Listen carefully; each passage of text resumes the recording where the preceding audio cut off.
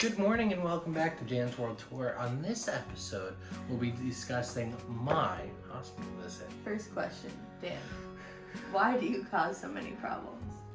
Well, it has to do with a lack of coordination over the last 25 years of my life. It's a repeat problem that we see consistently through my gameplay, and it's something we're hoping to manage better come the next season. That's good to hear. Yeah. First of all, we wanted to make this video because we would have loved to see a video about someone's experience going to a hospital in Buenos Aires who doesn't speak Spanish or is a tourist. So hopefully this is a little bit of a guide or a helping hand, and more importantly, just our experience of the whole thing. So what happened? Long story short, I had an old knee injury kind of get re-aggravated, and over the past 2 months, so to speak, it just kind of got to the point where it really hurt to walk more than a mile a day. And we were being super cautious because we're on the road full time. And if something happened where I need to get into a cast or a brace or have to get surgery for whatever reason, we wanted to just be as proactive as possible. We waited 2 months and we were like, okay, let's go to a hospital because it's serious enough. Picking a hospital. Obviously, when you're in a foreign country, picking a hospital is super stressful. A lot of countries out there have a public or private option. Couple reasons why we went private. First of all, we went right through our insurance and we were like, okay, which hospitals listed on our insurance are we going to be able to work with? We picked private because we wanted the process to go quickly.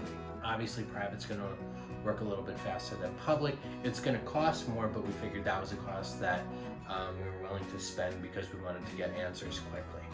And the other reason that we went private, now it's my understanding that most doctors or medically trained professionals in Argentina at least speak some sort of English because they have to learn English in medical school or, in their university and public school system beforehand. So most doctors will speak at least some English. From doing research online, we found that there were 3 hospitals that really are known for speaking English in Buenos Aires: Hospital Italiano, Hospital Swiss, and Hospital Britannica. So there's probably more hospitals and other medical professionals who definitely speak English within Buenos Aires, but we wanted to be able to speak English, at the hospital. Now, at a hospital more than ever, you want to make sure that what you're saying is being understood. And it was funny, even the doctor was like, if you're going to live in Buenos Aires, you have to learn Spanish. Yes, but, this wasn't the time that I wanted to really rely on Google Translate to get my point across. And we were ready to do that, but we wanted to, mitigate that as much as possible. Mm-hmm. Hospitals are hard enough to understand even when you speak the same language as everyone there. So going in with Spanish as a second language, we wanted to have some cushion. Once we picked the hospital, and I picked Hospital Italiano for a couple of reasons. It seemed to have a really good website and a portal that I was able to upload my information to ahead of time, and a lot of good reviews. So we walked in and it's busy, there's lots of people. My first thought is oh God, how are we gonna navigate this? But you walk in and there's these little electronic kiosks. And there's a few different options, there's oh, I have an appointment, or I don't have an appointment, or I need immediate medical assistance or something. So we fumbled our way through that and you end up getting a number. We got a number and then there's a bunch of different windows basically. Yeah. And on the screen there's oh, window 10 is serving number 42. And so you just wait for your number to be called. We went up there. Yeah, so we got called up. We went on a Monday, and we got called up. We actually found someone who spoke English. They were like, hold on, let's just find someone who speaks English. Yeah. We explained the problem. We were like, oh, my knee had been hurting. And they were like, oh, well, we don't have any knee specialists today on hand, but we can make you an appointment for tomorrow. So that was really cool. They made us an appointment. They walked us through what we needed to do when we came back the next day. We had to get another ticket again, and then when we came back the next day, we walked into the hospital, we got a ticket to check in, and that's actually when we paid our bill. And then we went up to the next floor and waited for our appointment and checked in there. Yeah, and I think what was so crazy to us, like right off the bat, is when they sent us up to the 3rd floor so we could wait to meet with a doctor, we were in the orthopedic area of the hospital. So like we were already going to be seeing a specialist right off the bat. They didn't make us do a process like similar to the US where you have to go see your doctor and then they decide if you see a specialist. Like they just sent us to the guy who knew what he was doing. And we were able to do it within a day. Yeah, it was quick. On Monday we went to the hospital and set up the appointment. Tuesday we came back, we paid for the exam. That afternoon when we saw the knee specialist, we did like a 10-minute exam and he was like, okay, we probably need an MRI. He was like, go around the corner to the other side of the hospital where they do the MRIs, try to schedule one. You could probably get in maybe this afternoon. We thought that we were gonna go in and it was gonna be like, okay, well let's, put you in a brace for 6 weeks and then we'll see if it still hurts, or put you on crutches for 6 weeks and we'll see if it still hurts. But like, as soon as Dan told him the history that he's had with this knee, and the doctor was just like, let's get an MRI, let's see what we're working with. Yeah. And we were able to get an MRI the same day. We had an 11:45 at night appointment, but we were able to, within the same day, we see a specialist, we get an MRI. Barely same day. Barely still same counts. day. And then, so that was pretty crazy. Yeah. 2 days later after the MRI, they actually sent me the results rather than me having to go back to the doctor and get the results read out to me. Our Spanish isn't good enough to like read through an MRI results and understand it. And we also wanted to meet with the doctor to see what he thought and really walk us through what the MRI meant. But that was another step that never would have happened in the US, where we actually get the MRI scans and get the actual results written out by the MRI technician. We went back the next Tuesday. Everything seems to be fine. We'll be a little bit slower the next month or two. I think so much we were looking for just assurance that like you weren't doing damage by walking around on it when it hurt, and that's what we got. So yeah, that's great. And the last thing I wanted to talk about was the cost. As far as the cost went, it was manageable for us. I mean, we came into this with a lot of savings. We're still making money in the US, so the prices of this were pretty manageable. The first and second exam were about $32. Half of that if you're using the blue dollar rate. And then the MRI itself cost 23,000 pesos, so about $230. I will say, if you're going to be going to Hospital Italiano or any hospital in Argentina, bring a lot of cash that you would need to pay for the whole thing and a credit card, because the MRI was credit card only. One of the exams was cash only. So just be prepared to handle that situation. The other part about the cost is the insurance.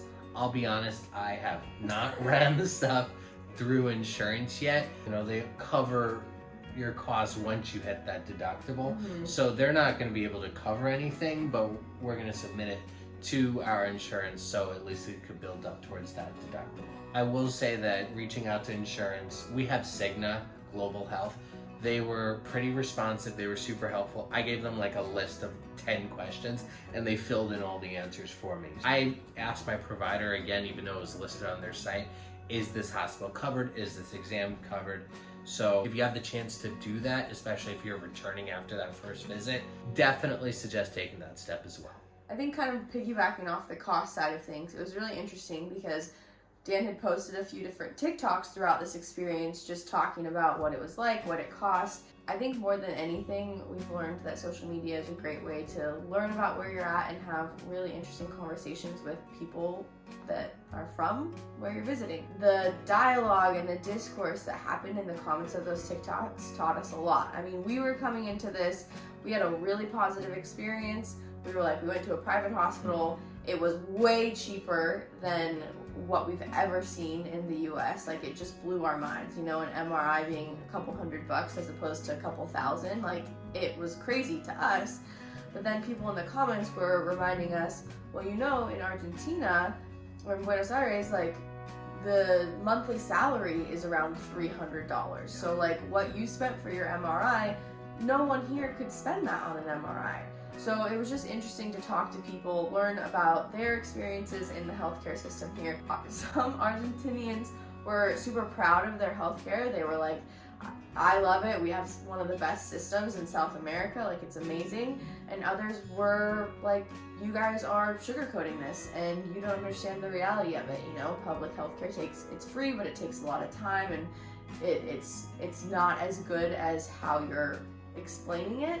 So I think it was just like really interesting perspective that we wouldn't have gotten without those people sharing their stance with us. And I think too, people were surprised in our comments because we put like little text bubbles or answered questions about how much an MRI would have cost. And you know, an MRI in the US would have cost thousands of dollars.